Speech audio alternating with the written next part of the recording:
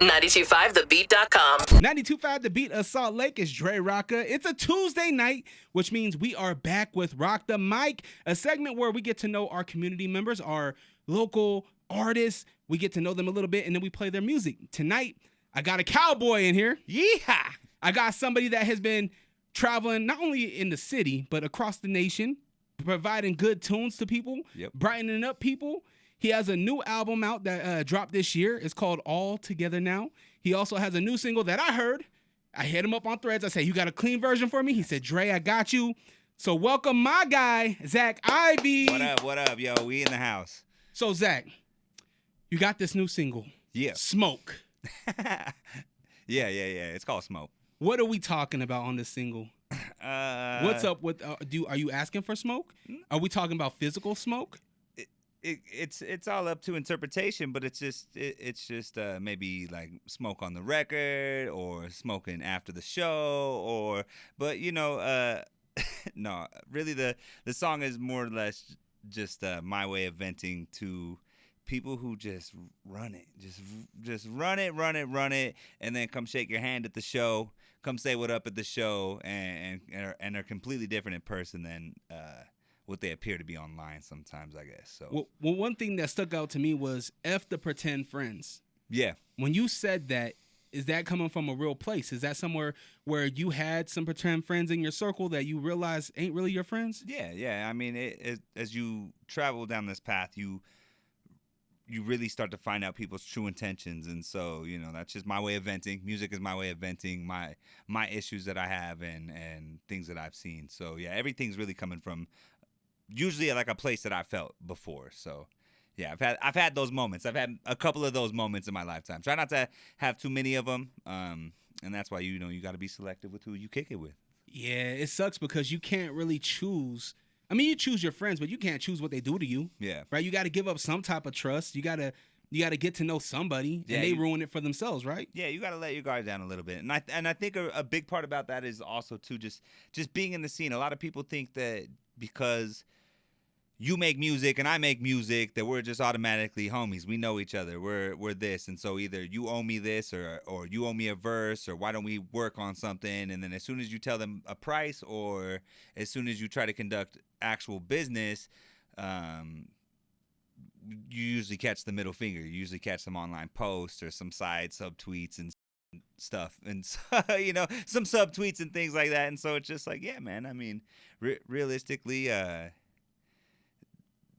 it's about that. Yeah, it's about that mostly. When did you get this business mind? When did you, for your music and for other things, when did you start taking it serious? Well, it started with getting ripped off for like doing shows and stuff. It started with doing shows or selling tickets for shows, and these were from like out of state people. I'm not sure if you're familiar with like Earth Entertainment, or there's a couple other Afton shows and things like that. They come to our city to book our venues and our artists, but are from out of state, and they don't necessarily compensate the artist for what the artist is worth. They're running around and selling tickets and spending our gas. I mean, it's $5 a gallon now, you know what I mean? So driving that ticket across town to get $2 off of that won't even pay for a full gallon of gas, and sometimes that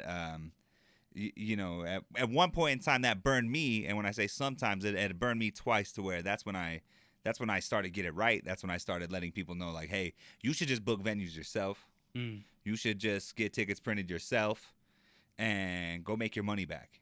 Yeah. A lot of these venues are great at helping out us independent artists by not overcharging us or making us really have to front a super huge bill to throw a Thursday night or a Tuesday night or whatever. There's ways where we could compensate ourselves if we work a little bit harder. And so, yeah, that's kind of where all that came from. That being business minded really started with just like, look, this is how you have to do it. Like, this is just the way that I see that would ensure that our bills are paid. So you said something that really stuck out to me, where you're like, the local venues really work with you. Because sometimes what I hear is it's too expensive, right, to throw your own show. There's nobody out here that will give you the space. But is that a lie? Is there venues out here that will work with you? That's not entirely true. Yeah, there are plenty of venues around town that'll work with you, and if not, there are ways around that in which you could turn your own backyard into a private event space for a night or whatever. You can contact your city and say, hey, I'm trying to throw this party. It'll be over at Sound Ordinance.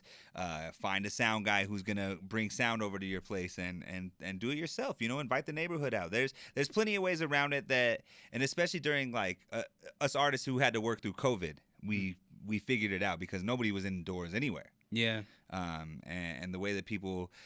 the way that even some of these other venues compensated outdoor shows and things like that taught me so many ways that it could be done. If we can't be inside, we can be outside somewhere. And it realistically, that stems from rapping at the drum circle. Yeah. And being out at the park every Sunday trying to do my thing or whatever. Or doing it at the park is actually going down this weekend, and they're gonna have all the same things that I was talking about. It's outside at a park. Rawk and all the homies are hosting it. Shout out to my man Mr. Mike, by the way. Mr. Mike, yeah. Mr. Mike's always there doing his thing. I mean, the B-boys are there. The graph artists are always there. The MCs are there. DJs, obviously, yeah, like we said. And that's just like a way to get it done.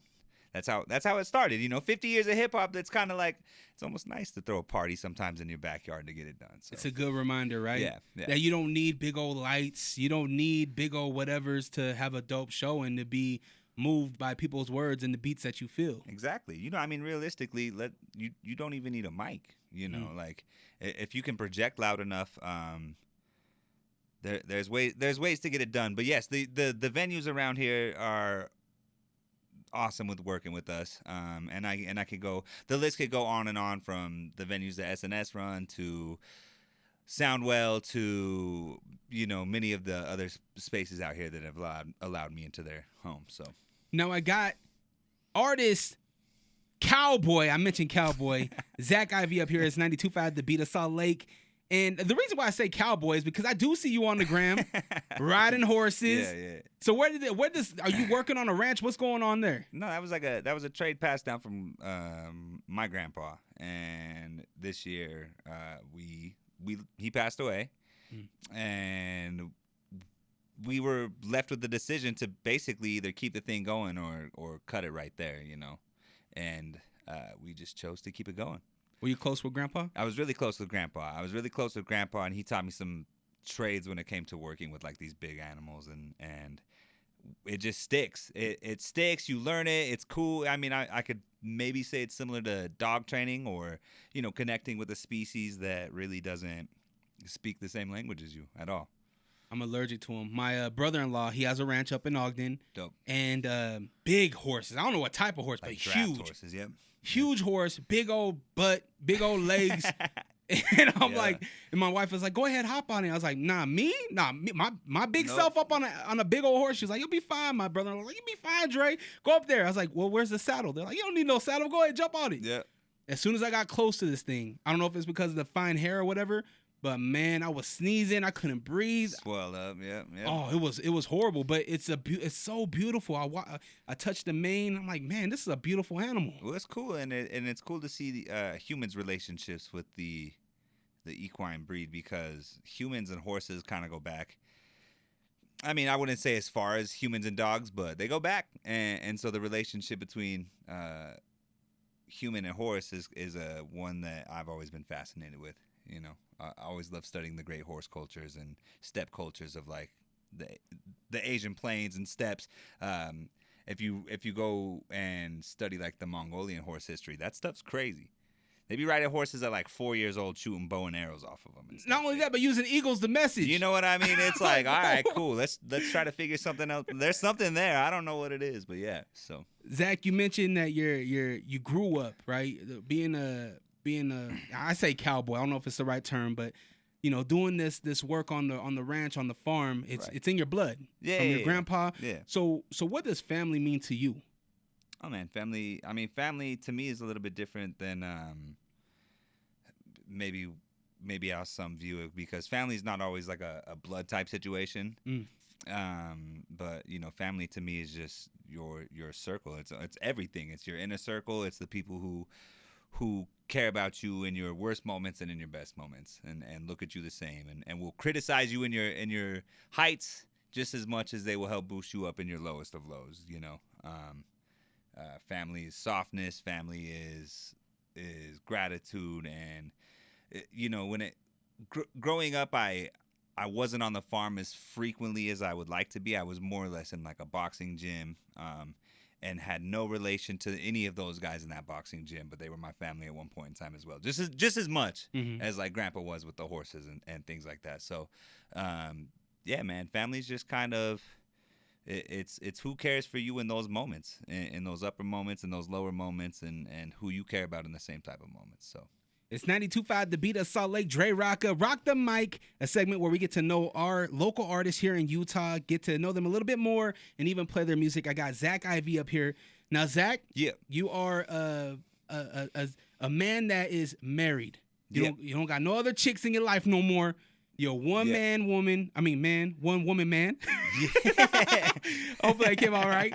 How did you propose to your wife?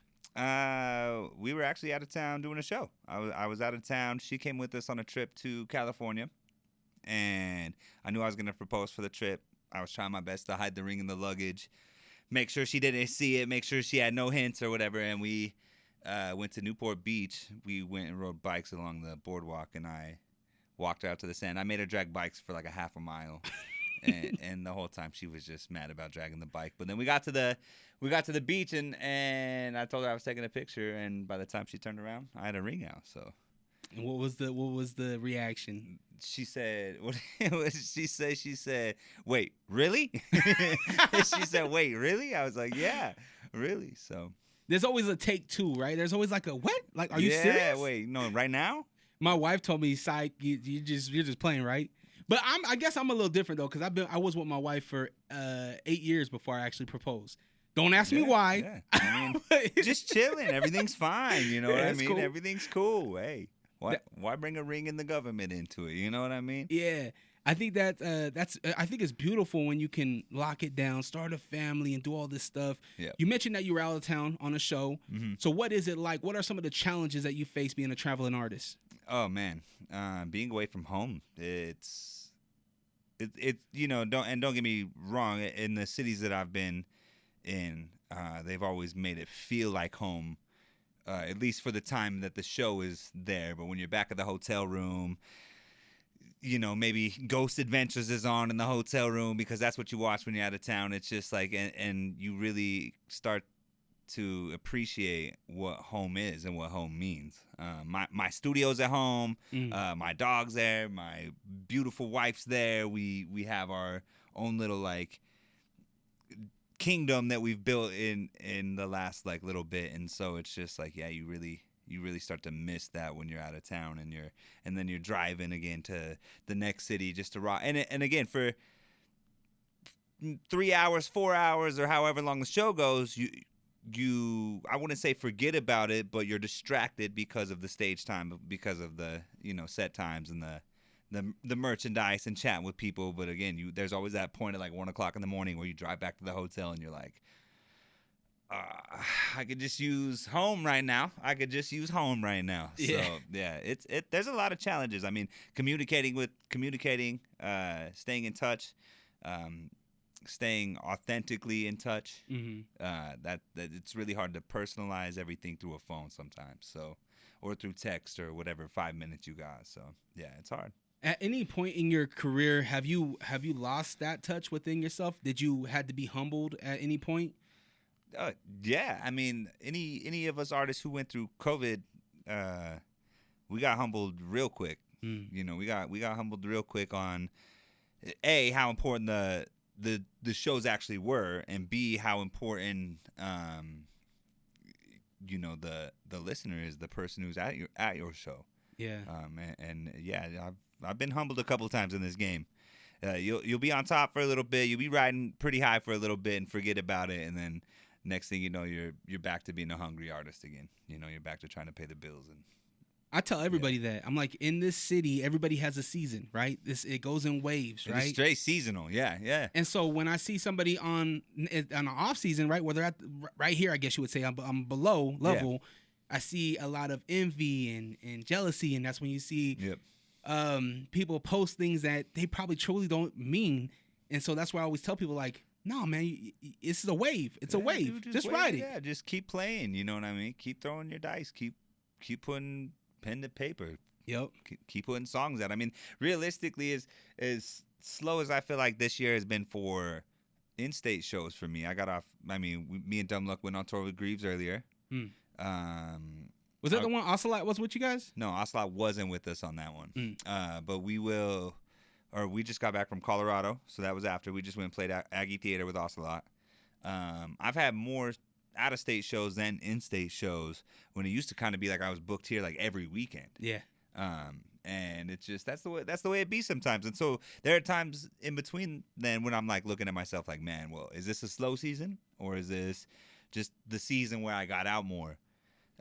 We've got some cool ass announcements that are coming on the way. We're getting another chance to hit the road again and go back out and travel. And so I'm taking it song by song. And in the meantime, when I feel like it's slow, I'm just dropping music. I have a whole vault of songs that, and this is what it really came down to, is it's just like if I went tomorrow, I don't want the homies to freaking have to go dig through my Ableton files to release songs or whatever. Like I would much rather have my archive out than just chilling on a memory drive. So I love that. Yeah. I'm here with Zac Ivie. It's 92.5 The Beat of Salt Lake. We're going to be debuting his new single, Smoke, coming up shortly, so make sure you stick around. Now, Zac, you mentioned Get It Right. Yes, sir. I see Get It Right everywhere. Get It Right. I've seen some challenges with Get It Right. Yeah. What is Get It Right? Get It Right is more left. It's a lifestyle, man. It's getting things done the right way. There. Believe it or not, there are many ways to do things in this industry, but there's a right way and a wrong way. Here's just a quick little example. Right way. Hey guys, let me know if you want the tag for the next music video. I'm gonna drop it. Wrong way. Just tagging 99 people that have nothing to do with your thing who didn't ask for it. Thank you. There's just little things that are like that. So Get It Right was based off of, we used to do meetings where we would tell people the ins and outs of what's working for us in the industry. We used to invite all the artists out. That everyone used to come do a little barbecue or a little get together, and we would just all pass ideas around of doing things the right way and how do we break out. You know, the conversation. How do we break out of Utah? How do we get our music out there? But more or less, just how to do things the right way. The play on the word "right" was because of the artistry, because of the craft, but more or less, just getting things done the right way. Networking the right way, getting on interviews maybe the right way, or getting 500 fans the right way though. Yeah. Instead of the bot way or the iPhone store way where people just, fake the streams and fake the funk. So Get It Right was based off of that, and it was really because I got burned on those shows. I got burned on a couple shows. I'd sold a bunch of tickets. People were just like, "Oh, we don't see you on the set list, so you don't get a show." After I've been mailed tickets and sold and really worked for my craft, and so finally I was just like, you know what? Let's get it right. That's intense, man. Are these like shows and janky promoters? Are they talked about? Like, no. I would hate for an artist to be burnt and then like you not say nothing and then they get burnt too. No, again, like the two that I mentioned earlier were the two that I know mostly that throw shows here, and one of them I don't think does anymore. Earth Entertainment, I don't see those guys booking around here. Afton shows, I've seen some younger cats get some tickets from Afton. I always try to let people know that, like, hey, like, just do it yourself. Yeah. You're gonna go sell your ass off for some tickets when a venue will probably charge you $150, $200 for you to rent for the night. It may not be your desired day, but realistically, contact Kilby Court. Yeah. Contact someone. Dude, my boy just told me about an all-ages venue in Midvale that's opening up that I can't think of the name off the top, but talk to Beehive, talk to me, and I'll point you in the right direction to go talk to some of these venues, and you could pay $150 and fill it up. You'll make your $150 back and then some. Mm-hmm. And if you got some merch on top of it, if you don't have merch, come talk to me. We can get you some merch printed, and then guess what? You can make your $150 in merch back that night. Exactly. And there's your venue paid for free, or next to free. You're working for your money. You're working for your audience. You're working to give them a good time. Now, does this mean go book a venue and then realistically just rap over your lyrics, or just kind of let your song play on there while you're where you're too cool for school or whatever, rap over your lyrics or playback rap. That's up to you. That's up to whatever your fans like. But again, give them the best show possible. We're in the entertainment industry, so we gotta entertain. Zac Ivie, 92.5 The Beat of Salt Lake. We're going to be jumping into his new single, Smoke, coming up shortly, so stick around. Stick around. Now, we're titled Small Lake City, right? Most of us, if you know three people, you know three people that know three people, right? Yep. There's always been little cliques, little groups. Do you think that helps or hurts the city? No, it's cool. Find your people. Find your people as long as they have the same as long as they're on the same mission as you, then it really helps. Where it really starts to muddy the waters is when people have their own agendas within those little groups, right? Like all of us know our place and get it right, and we don't try to outshine one another. We don't try to step on each other's toes, and that's why it's been so harmonious the whole way. None of us, we all kind of play our own role, and we all give each other our time to shine. So I don't necessarily think it's not the cliques that are the problem. It's when somebody leaves a clique because they're not with it, and then they start talking bad about the last clique that they were in, and now they're in a new group, and now they're in a new group. I mean, you see it happen all the time. Oh yeah, I see it happen all the time. I see MCs out here that used to do things, and you used to run around or blah blah blah, but now you're with this group, but you were with that group, and that group was gonna go do this, and now you're with that group because that group doesn't mess with you anymore, and it's okay. Like you'll fit in. The dust will settle. Yeah, the dust always settles.